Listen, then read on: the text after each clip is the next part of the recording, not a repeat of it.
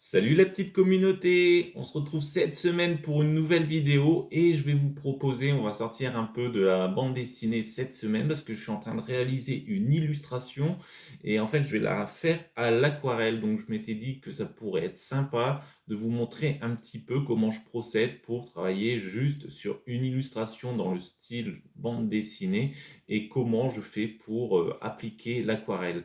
Alors, si vous voulez tout savoir sur comment faire une illustration à l'aquarelle, c'est maintenant que ça se passe.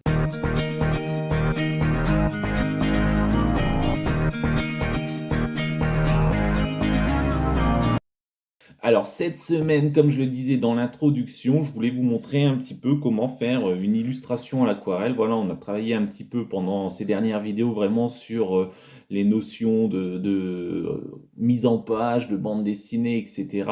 Et là, j'avais envie un petit peu de varier et puis de partir un petit peu sur une technique un peu plus de dessin, histoire de changer un petit peu, de vous montrer autre chose. Donc en fait, j'ai ma feuille ici de dessin. Donc vous voyez, c'est un crayonné que j'ai réalisé sur une feuille toute simple.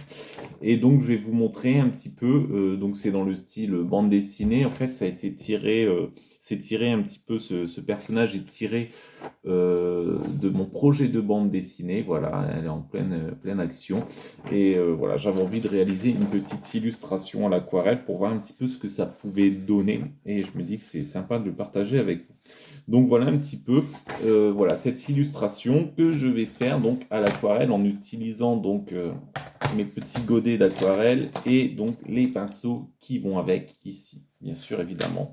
Et j'ai aussi de l'eau ici pour diluer l'aquarelle car c'est de la peinture à l'eau, ça on l'avait déjà vu dans d'autres vidéos. Alors évidemment, je ne peux pas mettre en aquarelle sur cette feuille de photocopie. Il faut du bon papier aquarelle si on veut bien réaliser, faire de belles aquarelles. Et là, je vais utiliser ce type de papier, voilà, Aquarelle Arche. C'est du bon papier pour faire des belles aquarelles. Donc vous voyez, vous avez, j'enlève cette feuille noire ici. Donc le papier aquarelle ici qui est donc collé. Il faut venir décoller les feuilles. Et c'est du super bon papier. Voilà, il faut faire attention, bien choisir son papier. Voilà, ici c'est du grain fin. Vous allez voir, je pense en regardant un petit peu la vidéo, vous allez voir, c'est des fins grains tout petits. Donc j'aime bien utiliser ce papier. C'est du 100% coton, donc c'est du bon papier pour absorber, diluer, etc. L'aquarelle. Et c'est du 300 grammes, donc on part vraiment sur une feuille bien épaisse. Et ça c'est important aussi quand on travaille à l'aquarelle, parce que sinon après ça va gondoler. Alors je vais vous montrer un petit peu justement comment éviter pour que ça ne gondole pas, ou moins en tout cas, pour vous montrer un peu comment il faut faire. Et c'est une feuille de 23 x 31 cm, donc ça correspond un peu plus du A4 traditionnel qui est en 29,7. 21, 29,7, vous voyez, la feuille est légèrement plus grande. Donc première étape ici, c'est de reproduire le dessin sur la feuille d'aquarelle. Donc on prend une feuille d'aquarelle, on prend une feuille on prend la feuille d'illustration qu'on a déjà fait et je vais utiliser donc ma tablette graphique ici pour justement reproduire le dessin. Ça, je vous l'ai montré déjà dans d'autres vidéos justement sur l'ancrage, etc., sur le crayonné, etc., comment faire. Et j'utilise tout simplement une table lumineuse pour reproduire mon dessin. Voilà. Alors j'utilise soit le critérium, soit le crayon de bois, ça dépend. Des fois, j'utilise un petit peu les deux pour reproduire ce dessin. Donc c'est pas forcément évident car on est sur un papier avec du grain, donc ça peut être un petit peu granuleux et il faut être assez précis pour respecter les traits. Voilà, une fois que le dessin est terminé, on va pouvoir passer à une première étape. Une fois qu'on est satisfait, voilà, le crayonné nous plaît, on vient fixer en fait avec du scotch. Ici, moi, j'utilise du scotch tout simplement les bords de notre feuille sur la table. Alors moi, là, j'utilise ma table à dessin, donc je le fixe directement sur ma table à dessin, mais on peut imaginer de le fixer sur une planche de bois, sur voilà, quelque chose d'assez costaud, épais. On fixe justement notre feuille pour éviter qu'elle gondole par la suite. Voilà, avec les morceaux de scotch, on en met de chaque côté. Première étape, une fois que ça c'est fait, et en plus ça pourra peut-être nous servir de marge. Voilà, on compte que cette partie-là, c'est une zone plus ou moins blanche, parce que des fois, on a la peinture qui passe quand même un petit peu à travers. Une fois que ça c'est fait, je prends mon eau et je prends un pinceau assez épais et je vais appliquer une première couche d'eau. Je mets assez d'eau, mais pas trop, parce que j'ai déjà eu des fois des ratés quand je mets trop d'eau et du coup, après, la peinture se dilue d'une manière difficile et ça fait beaucoup de traces. Donc ici, alors je vais mettre déjà une bonne partie d'eau. Ça permet en fait de préparer notre feuille et d'éviter qu'elle gondole par la suite et d'essayer d'avoir une feuille, vous voyez, qui à la fin reste plate. Voilà. Là, elle est à la fin, vous voyez, elle est quasiment plate, ma feuille. Donc, ça va éviter que ça gondole. Parce que le but, moi, c'est après de commencer par faire des lavis. C'est-à-dire que je vais venir appliquer le fond de mon dessin directement et les différentes couches de couleurs vont venir en fait se diffuser, se mélanger, s'appliquer un petit peu, ça va donner des effets. Alors des fois ça donne des effets un petit peu indésirables, on va voir. Mais en tout cas, c'est ce que j'ai envie de faire. Donc première étape, voilà, une fois que c'est fait, on attend un peu que ça sèche. On peut attendre que ça sèche, moi j'attends que ça sèche un peu. Et je commence à préparer ce que je vais utiliser pour faire des lavis. Alors, une chose qu'on pourrait faire et qu'on pourrait se dire, certains utilisent ce qu'on appelle du drawing gum. Le drawing gum, en fait, ça permet de, quand vous appliquez une sorte de pâte en fait élastique sur les zones que vous voulez garder blanches, voilà, et en fait vous enlevez cette pâte une fois que vous êtes satisfait. Alors il ne faut pas attendre plusieurs jours, il faut le faire assez rapidement. Vous l'enlevez et comme ça vous garde des zones blanches. Ici, j'ai pris le parti de ne pas le faire. J'ai pas de grosses zones blanches. Les seules zones blanches que je vais avoir, ça va être les yeux et les dents des deux personnages. Donc, je vais éviter de venir passer dessus. Le reste, après, vous allez voir, tant pis si la peinture se mélange, on y va. J'ai envie de donner un effet un peu vieillot, un peu stylé à cette aquarelle. Donc, j'y vais. Je commence par appliquer un ocre, en fait, justement pour donner un petit peu un fond, un petit peu un papier un peu vieilli. Et j'y vais et je place ça. Alors on y va, on se fait plaisir, j'en mets. J'évite de mettre trop d'eau quand même pour éviter qu'il y ait des problèmes. Alors, c'est pas sec, mais voilà, je prends de l'eau, je prends ma peinture et j'applique. Parfois, je rajoute un petit peu d'eau. Je n'ai pas besoin de quelque chose d'uniforme sur la totalité de ma planche. Je veux pas une couleur uniforme. C'est pas grave s'il y a une sorte de petit dégradé. Là, c'est sur un lavis.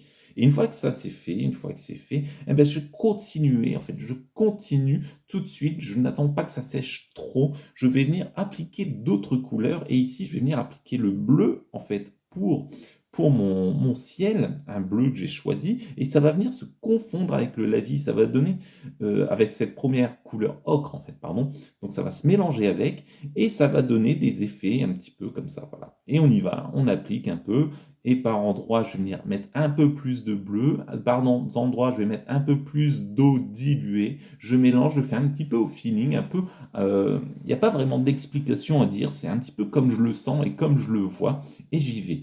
Et si je trouve qu'il y en a trop parce que j'ai envie de donner un petit effet nuageux en fait, voilà un petit peu voilé à mon illustration, je vais venir tapoter encore une fois avec du sopalin. Prévoyez quand même du sopalin, c'est important le sopalin.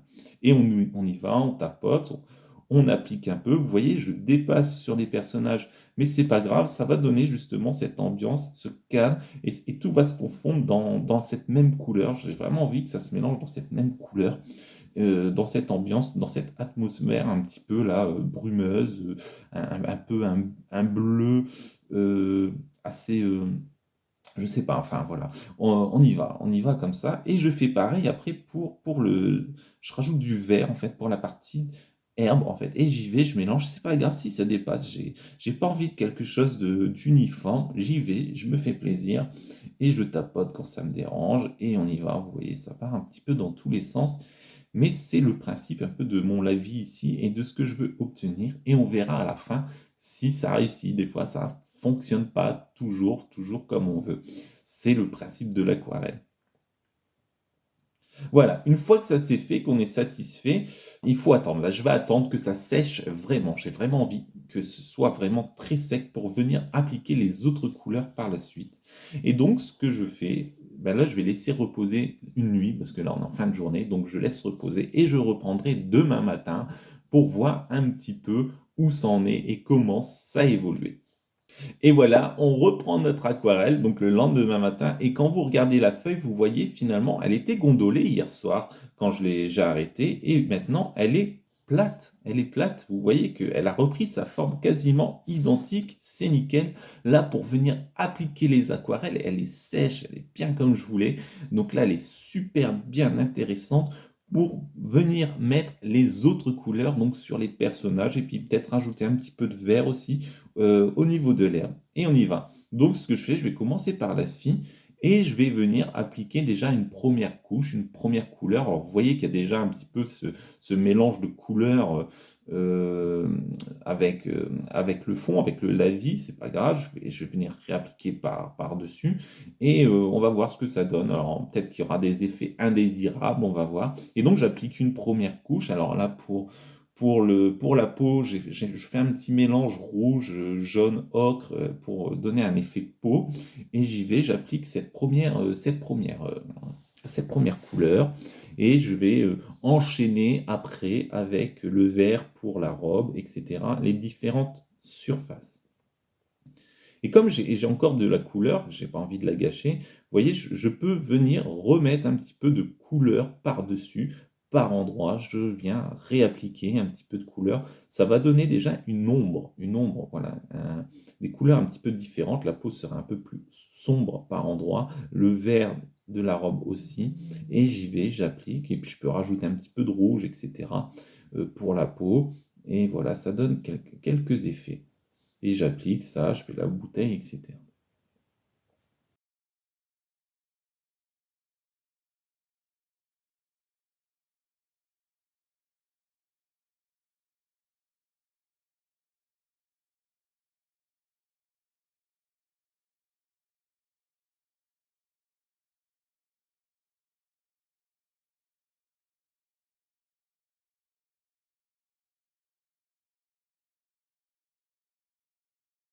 Et donc là, je vais faire pareil avec la fleur, je vais venir appliquer du vert. Alors j'ai choisi de rester dans trois couleurs maximum. Donc on a ce vert et ce bleu. Donc que j'applique un peu dans le vêtement et la tige, et dans le vert de l'herbe. Le bleu, c'est le ciel. Et après, il y aura du violet, du mauve pour la fleur, surtout avec quelques nuances, avec du jaune, un peu de rouge par endroit. Mais en tout cas, voilà, les trois couleurs qui vont être importantes ici, ça va être ça. Un côté un petit peu brumeux que j'ai envie de donner quand même. Et le violet, oui, j'ai envie de donner un petit peu, elle leur donne une potion magique qui a fait grandir la fleur, mais en même temps, il y a un petit côté violet, la marguerite a carrément changé de couleur.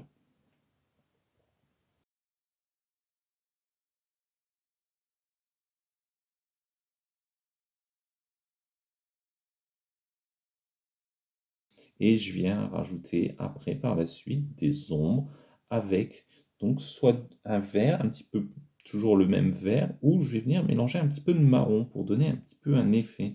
Et je vais venir aussi en rappliquer sur la robe après de notre personnage. Et ce vert, je l'utilise aussi toujours, ce vert, pour venir rehausser un petit peu notre partie herbe. Voilà, on essaye de donner de la profondeur. Du jaune orangé un petit peu pour le pollen, pour l'intérieur de la tête de la fleur, pour les fleurs.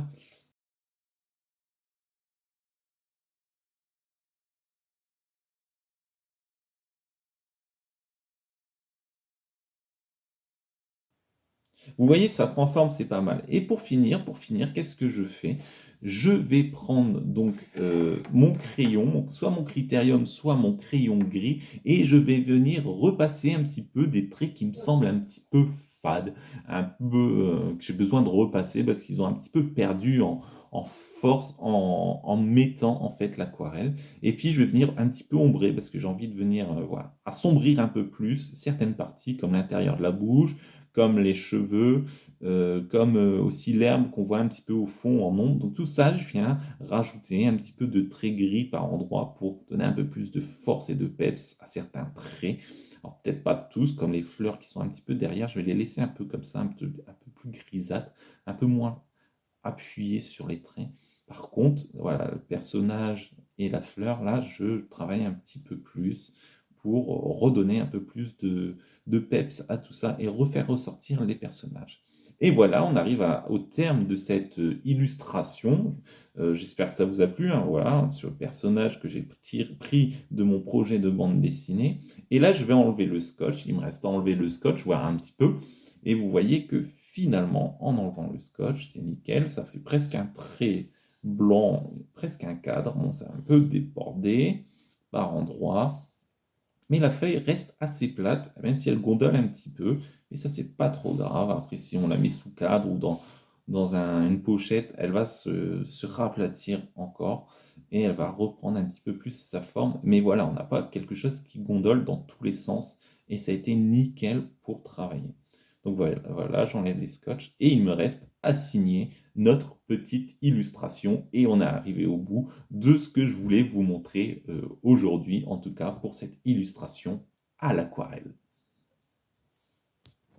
Voilà, la vidéo arrive à son terme. On a notre petite illustration ici réalisée à l'aquarelle. Donc j'espère que vous avez appris des choses sur comment réaliser voilà, une illustration à l'aquarelle, comment appliquer les différentes couleurs, etc. Là, je vous ai montré un petit peu comment moi je faisais, ma méthode, ma manière de faire. C'est pas toujours celle qui est utilisée par tout le monde. Il y a d'autres techniques qu'on peut venir appliquer par la suite. Donc, c'est à vous après à chercher et à voir un petit peu tout ce que vous pouvez faire.